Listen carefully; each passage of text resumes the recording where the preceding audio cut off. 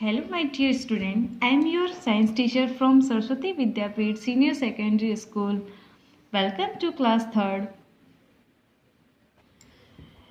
Chapter third, अपना chapter third चल रहा था स्टेइंग सेफ, जो हम पढ़ चुके थे कि हम किस तरीके से हम अपने आप को सेफ रख सकते हैं और जो एक्सीडेंट होते हैं वो केयरलेसनेस के कारण होते हैं और अपनी लापरवाही के कारण होते हैं और किस तरीके से हम उनसे अवॉइड कर सकते हैं, उनको किस तरीके से बच सकते हैं। जैसे हमने पढ़ा था सेफ्टी एट स्कूल की, हम घर पे कैसे सेफ रह सकते हैं।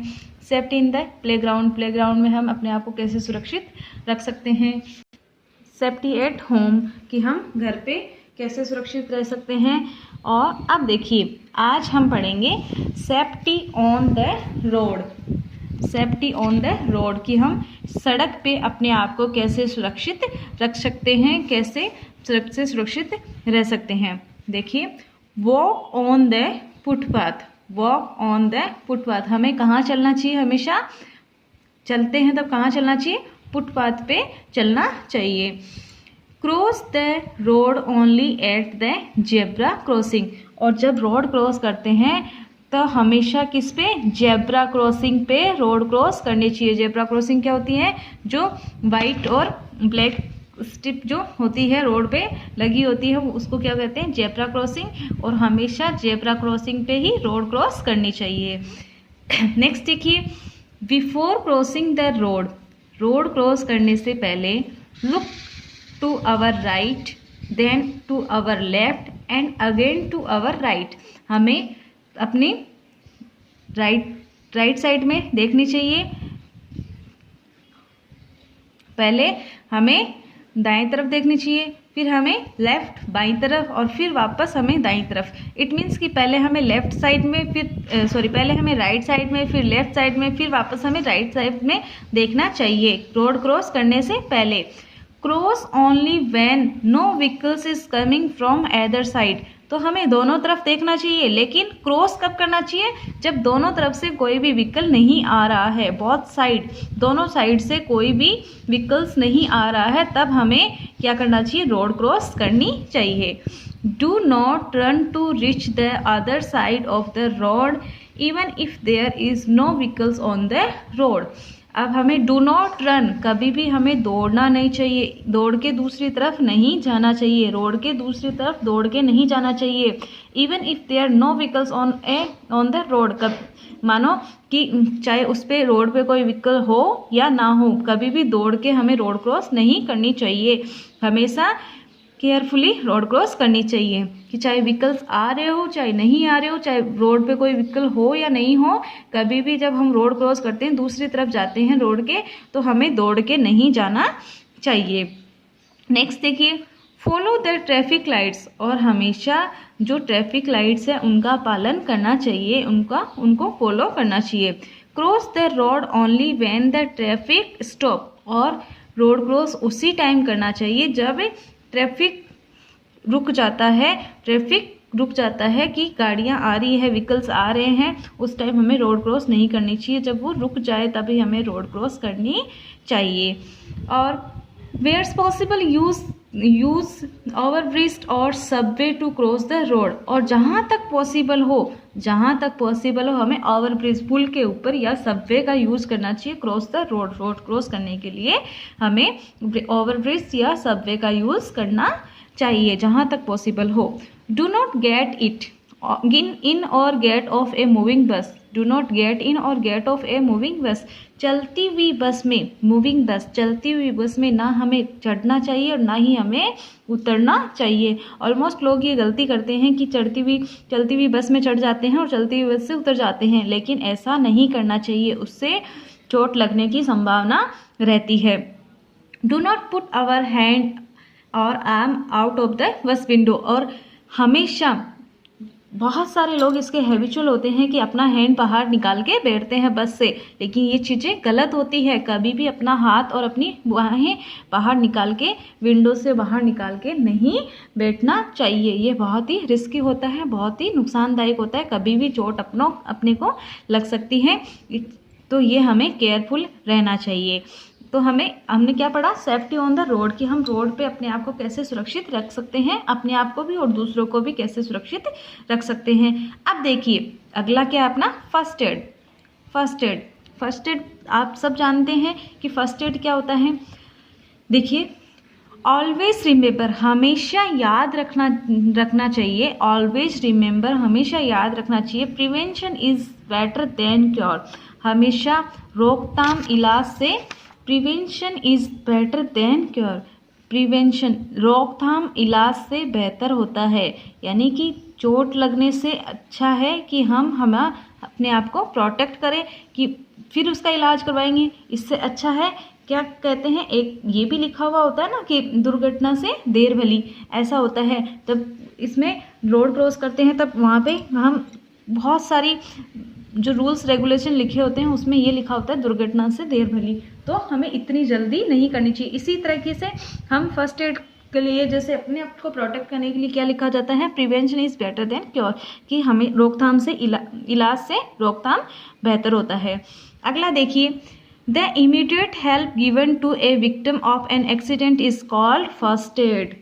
अब देखिए ये क्या है, जो किसी दुर्घटना में जो कोई एक्सीडेंट हो जाता है उसको जो तत्काल सहायता दी जाती है, तुरंत जो सहायता की जाती है उसको क्या कहा जाता है, फर्स्ट एड कहा जाता है। Immediate help to given to victim of an accident is called first aid, कि जो दुर्घटना में तत्काल सहायता की जाती है, जो इमीडिएट उसकी हेल्प की जाती है, जो हेल्प दी जाती है उसको क्या कहा जाता है, first aid.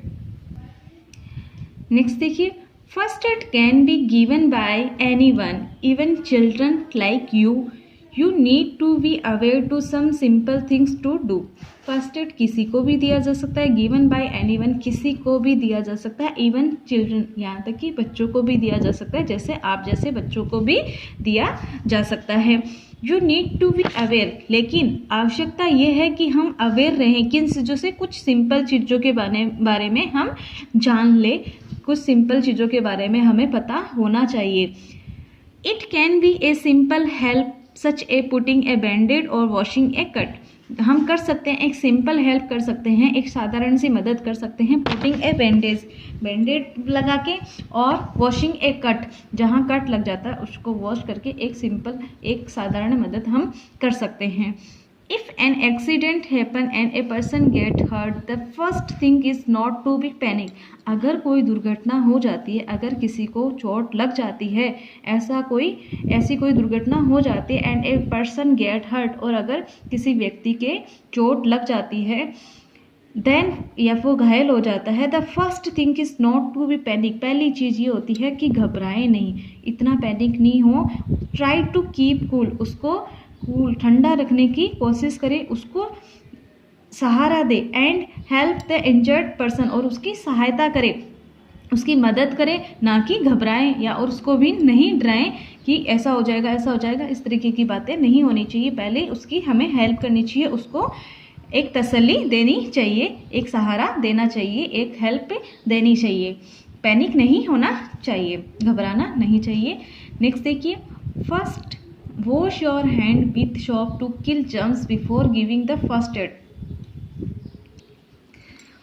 First wash your hand, सबसे पहले हमें क्या करना चाहिए, अपने हाथों को धोना चाहिए साबुन से, with soap to kill germs, जिससे हमारे हाथों पे लगे जर्म्स मर जाएं, before giving the first aid देने से पहले, क्योंकि अगर फर्स्ट एड हम ऐसे ही दे रहे हैं तो जो हमारे हाथों के जर्म्स है उसमें उसकी चोट में वहाँ जाके वो लग जाएंगे और उसको ज़्यादा हार्मफुल रहेगा, इसलिए हमें सबसे पहले अपने हाथ धोने चाहिए उसको फर्स्ट एड देने से पहले। फिर देखिए, if A wound is bleeding, अगर किसी घाव से खून आ रहा है, wash it with clear water, तो पहले उसको साफ पानी से साफ करना चाहिए, and cotton using antiseptic lotion, और हम कॉटन यूज़ कर सकते हैं एंटीसेप्टिक लोशन लगाने के लिए। फिर हमें कॉल ए डॉक्टर, फिर हमें डॉक्टर को कॉल करना चाहिए, और take a person immediately to a doctor, या फिर या तो डॉक्टर को बुलाएं या फिर उस पर्सन को डॉक्टर के पास लेके जाएं। अगर किसी के घाव से खून आ रहा है तो पहले उसको साफ पानी से धोना चाहिए और कॉटन से, और उसको हम एंटीसेप्टिक लोशन यूज़ कर सकते हैं और डॉक्टर को कॉल करना चाहिए। और इमीडिएटली उस अगर डॉक्टर अवेलेबल नहीं हो रहा है तो हमें इमीडिएटली उसको डॉक्टर के पास लेके जाना चाहिए। Do not move a patient if it seems that he has broken any bone। और अगर किसी पेशेंट